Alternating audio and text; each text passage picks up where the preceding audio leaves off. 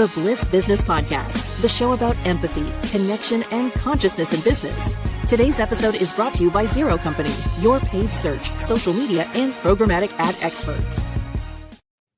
Welcome back to the Bliss Business Podcast series, Scaling with Purpose. These are our short 10 to 15 minute podcast episodes where we explore how to embed purpose into every level of your organization. I'm Steven Sakach here with Tullio, Siragusa, and Maher. Hey, guys. Hey, it's good to be back. So we were going to explore a product development topic, but we decided instead we're going to explore using purpose to guide growth and expansion. How do you scale your business without losing your soul? Let's get into it. Thanks, Steven. So there's this temptation during periods of growth to chase opportunities, new partnerships, markets that promise short-term success. But the challenge is that without a strong filter, growth can dilute your values, confuse your message, and disconnect your people from the overall mission. Exactly. And we've seen it again and again where companies expand fast, but they lose their core purpose. And then the culture gets fragmented. And then by the time that happens, it's really hard to really back in. And customers feel that change.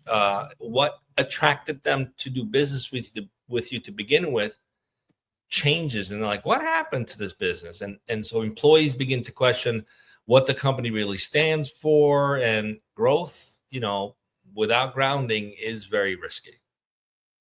Yeah. And that's why purpose. Yeah. And that's why purpose is so critical at this stage. It kind of acts like your compass, your North Star. It doesn't restrict growth. It clarifies it, and it helps leadership and teams evaluate opportunities with a higher order question. Does this expansion help us serve our purpose more effectively? So let's talk about how purpose can be used as a filter to guide decisions. So when you're evaluating a new product line, a merger, maybe an expansion, or even hiring a new executive team, here are some questions you can ask. So first, does this align with our core values and mission?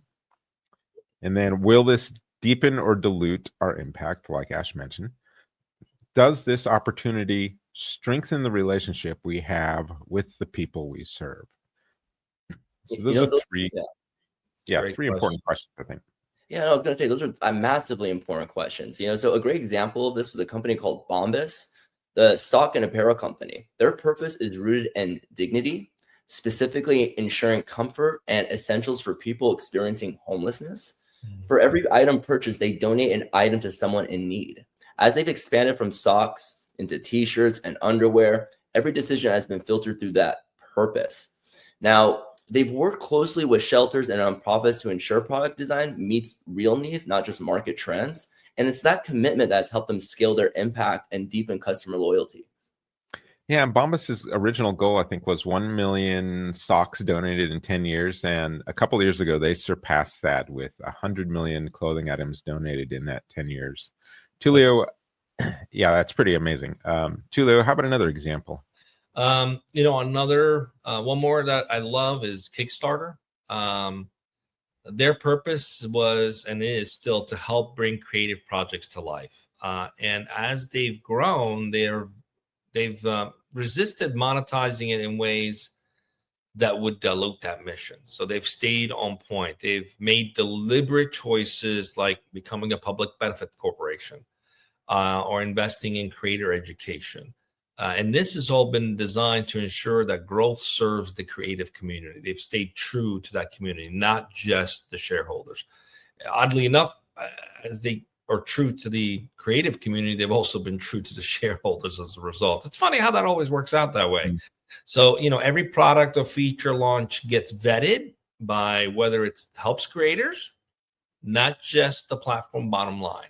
And that's so key. And the clarity of purpose has built massive trust with both creators and the backers as well. And that speaks to high integrity when you operate a business that way. And that a business with high integrity is a business you can trust.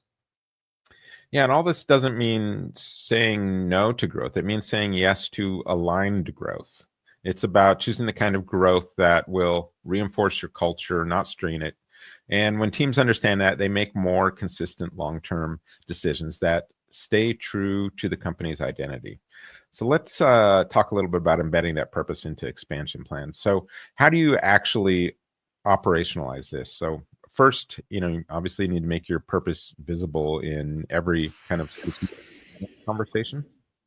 And, don't leave it on a wall or in a slide deck. It should be the kind of the opening lens and closing lens for every major initiative you're undertaking.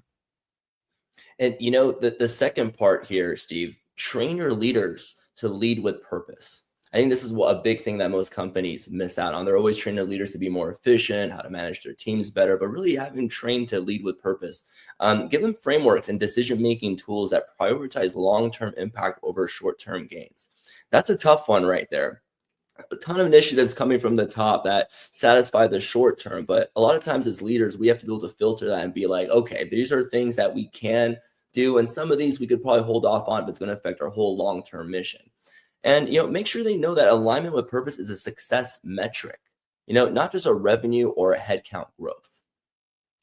Yeah. And it's important to also communicate this. So third, communicate the why behind every growth decision. That's so key. That's really intent-based design, right? That's the foundation of intent-based design. So when you're transparent about how a new product, a new market, or strategy supports your purpose, then you, again, continue to build trust internally and externally. And this really keeps people connected to the bigger picture. Even Wall Street can keep connected to the bigger picture. It has to be proactive in terms of explain this is why we're doing it, because it aligns with our long-term purpose. Yeah. And then finally, evaluate and adapt. If a new direction starts to drift from your purpose, you have to be willing to pause, pivot, and pull back. Integrity is the long game. I think I want to mention, when we came up with the concept of Bliss, build love into scalable systems, it was really this part of your growth when you're going from scale to systemizing, right? And this is where you really want to be careful, because a lot of people lose their culture during this process of growth, and they start systemizing things. And in that process, we want you to start systemizing love and, connection and all the things that are important to you. So make sure when you're starting to move into those systems that your purpose is very much embedded into every one of those systems. Otherwise, like we said, you're going to dilute what really got you there to begin with. And, Stephen, it's sad that a lot of companies, they see, we have this huge opportunity, so we got to chase it. And now we have to part ways with this purpose. Otherwise, we won't be able to get this opportunity. There's this belief that you can't do both. And time again, we see so many companies that actually do both very successfully. And it's especially, I've seen it time and time again, where people just, we got this big opportunity, we got to just do what we have to do. It's like, but you don't have to abandon your purpose to do that. And that's, that does require a different set of leadership skills for sure, but it's another topic we can talk about. And we're if you're listening to this show enough, you see we're bringing on leader after leader from these different companies, franchises and large companies that are showing you that it can be done. So we just want to keep bringing those examples to you. So to recap here, growth without purpose can create confusion and compromise, and that's we don't want that compromise of your original, what got you there to begin with. So when purpose is your guide, it becomes your strategic edge. It helps you grow in ways that deepen trust, culture, and impact. So use your purpose as a filter, not a footnote. Let it shape what you say yes to, and just as importantly, what you say no to.